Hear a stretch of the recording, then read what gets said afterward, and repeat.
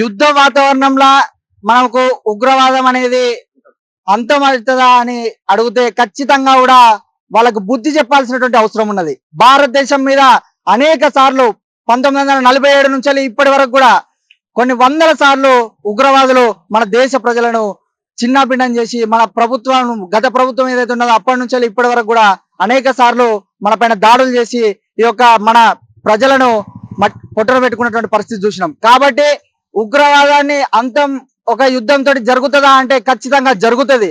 యుద్ధం జరిగినప్పుడే కదా అక్కడ ఉన్నటువంటి ఉగ్రవాదులకు భారతదేశం యొక్క శక్తి ఏంటిదో చూపించాల్సినటువంటి అవసరం ఉన్నది. కాబట్టి దీన్ని ఖచ్చితంగా మేము స్వాగతిస్తా ఉన్నాము. యుద్ధం ఎట్టి పరిస్థితుల్లో జరగాల్సిందే. గత ప్రభుత్వాల గురించి లేకపోతే ఇక్కడ ఉన్నటువంటి రాజకీయ పార్టీల గురించి మనం అందరం కూడా విడిపోవాల్సినటువంటి సందర్భం కాదు ఇది.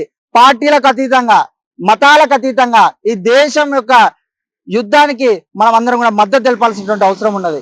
మనం అందరం కూడా ఈ దేశ ప్రజలు అని ఎప్పుడు గర్వంగా చెప్పుకుంటామంటే ఈ దేశం పైన జరుగుతున్న దాడులను మనం ఖండించాల్సినటువంటి అవసరం ఉన్నది. కాబట్టి యువత మరియు విద్యార్థులు ఈ యొక్క సమాజంలో ఉన్నటువంటి పౌరులందరూ కూడా భారతదేశానికి మద్దతుగా నిలబడాల్సినటువంటి సందర్భం ఆసన్నమైనది.